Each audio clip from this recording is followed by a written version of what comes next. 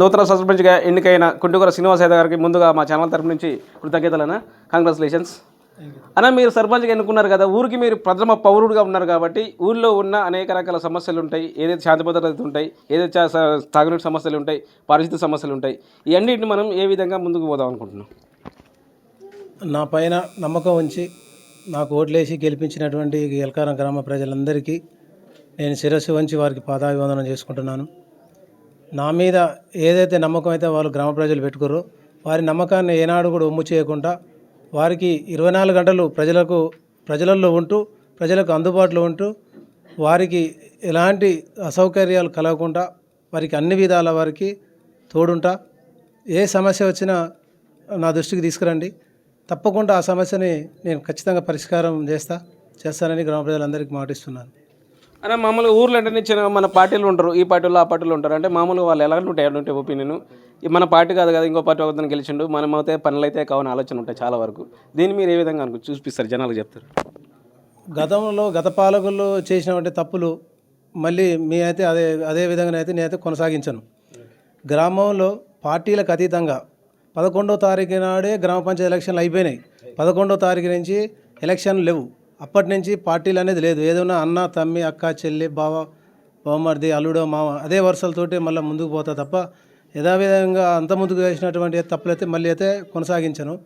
ఖచ్చితంగా పార్టీలకు అతీతంగా కులాలకు అతీతంగా ప్రతి ఒక్కరిని కలుపుకుంటూ ఈ గ్రామాన్ని అభివృద్ధి కోసమే తప్ప వేరే విధంగా అయితే కాదు, గ్రామ అభివృద్ధి కోసం అందరిని కలుపుకుంటూ పోతా. ప్రతి ఒక్కరికి నేను ఈ గ్రామ ప్రజలందరికీ నేను చెప్పేది కూడా ఇది ఒకటే, పార్టీలకు అతీతంగా పనిచేద్దాం, గ్రామాన్ని అభివృద్ధి చేసుకుందాం. మన సూర్యాపేట రూరల్ మండలంలోనే ఈ గ్రామాన్ని ఒక ఆదర్శ గ్రామంగా తీర్చిదిద్దాలనేదే నా లక్ష్యం. అన్న, మనం సర్పంచ్ కాకముందు కొన్ని హామీలు ఇచ్చినాం కదా, మొట్టమొదటిగా మన ఊరికి మెయిన్ ఇలాంటి హామీలు నెరవేరిస్తే మన ఊరు ఫస్ట్ బాగుపడుతుంది అంటారు. ఇక్కడ తాగునీటి సమస్య ఉన్నది. మేము మొదగాలు కూడా చెప్పింది కూడా అదే ఉంది. మూలబాయి ఇది వాస్తవానికి కూడా ఆ బావి వాటర్ చాలా చాలా మంచి వాటర్ అవి. ఇప్పుడు నడిచే బావిలో కూడా అవి కూడా మంచిగా కానీ అక్కడ వాటర్ సరిపోక బోర్లకి వెళ్ళి నుంచి అందులో పోయడం వల్ల కొద్దిగా కలుషితం అవుతున్నాయి. ఇప్పుడు ఉన్నటువంటి ఆ మూలబాయిలో దాన్ని పూటికే తీపిచ్చి దానికి సపరేట్గా ఒక మోటార్ వేసి కొత్త పైప్ లైన్ కనెక్షన్ ఇచ్చి ఇప్పుడు అక్కడ అలుగుల ఒకటి ట్యాంకు ఖాళీగా ఉంది. ఆ ట్యాంకు కనెక్షన్ ఇస్తే అక్కడ 6, 7, 3, 2, 1 వార్డులకు సప్లై అవుతుంది. ఆ నీళ్ళు అక్కడ వాడుకోవచ్చు. ఈ 2 ట్యాంకులు ఉంటే ఇక్కడ ఇటు సైడ్ 8, 10, 9 మిషన్ బాగా నీళ్ళు ఇక్కడ వాడుకోవచ్చు. ప్రస్తుతానికైతే మేము ప్రజెంట్ మొదలుపెట్టిపోయేది ఆ మంచినీటి సమస్య మీదనే ఫోకస్ పెట్టబోతున్నాం. కోతల సమస్య కానీ కొంచెం ఎక్కువ ఉంది కదా దాని మీద, దాని ఇప్పుడు అది కూడా చాలా ముఖ్యమైనదే. సరే, ఒక్కొక్కటి చేసుకుంటూ పోతుంటాం. కోతలను కూడా తప్పకుండా ప్రజలకు మాట ఇచ్చినాం. ఆ రోజు ఎలక్షన్లలో కూడా ప్రజలకు మాట ఇచ్చినాం. ఆ మాటనైతే నేనైతే వెనకకు తీసుకోను. ఖచ్చితంగా ప్రజలకు ఇచ్చిన మాటనైతే నెరవేరుస్తా. కోతలను కూడా తప్పకుండా పట్టించడానికే ప్రయత్నం చేస్తాం.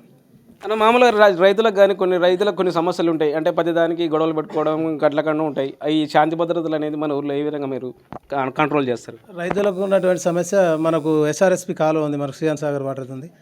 సరే, పెద్దలతోటి మాట్లాడి మనకు కాలువ నీళ్ళు త్వరగా మనకు వచ్చేటట్టుగా ప్రయత్నం చేస్తాను.